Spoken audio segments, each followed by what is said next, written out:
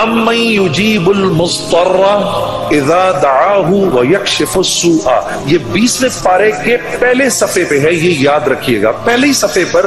جس کو قرآن پڑھنا آتا ہے اس کو بٹھائیں، اس سے پوچھیں وہ آیت کدھر ہے، شروع کے اندر ہی ہے 4-5 سطروں کے بعد۔ امن یجیب المضطر اذا دعاہ ویکشف السوء، جو یہ پڑھے گا اب سنیے اس کو کیا کیا ملے گا۔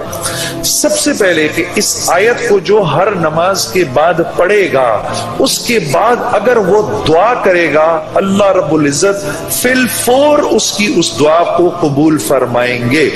اور اگر فی الفور قبول فرمائیں گے، اور اگر اللہ اپنے علم سے جانتے ہیں کہ تھوڑی دیر بعد اس کا قبول ہونا ضروری ہے، تھوڑی دیر بعد قبول کریں گے۔ اس ورد کا کرنے والے کی اولاد کو اچھے رشتے ملیں گے۔ جو اس ورد کا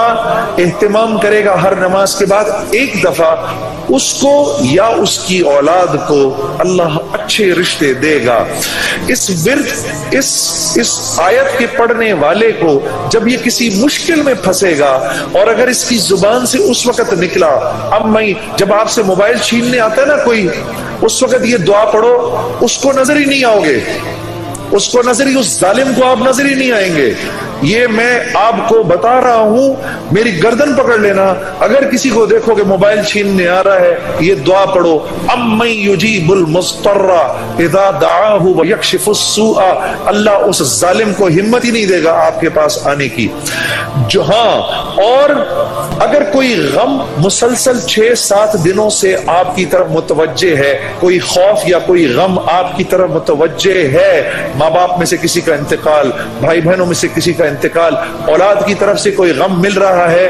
اس کا ورد بڑھا دو، اول آخر 11 دفعہ درود شریف پڑھ کر اس کو 300 دفعہ دن میں پڑھو، اللہ اس غم اور خوف کو دور کر دے گا۔ یہ ورد پڑھنے والا اللہ کبھی اس کو نامراد نہیں کرے گا، یہ جو دعا مانگے گا، امن یجیب المضطر اذا دعاہ ویکشف السوء، اللہ اس کی دعا پوری کرے گا۔ اور آخر والی بات تو سب سے اچھی ہے کہ وہ اللہ، وہ ہم سے محبت کرنے والا اللہ، جو اس کا ورد دن میں 300 دفعہ کرے گا،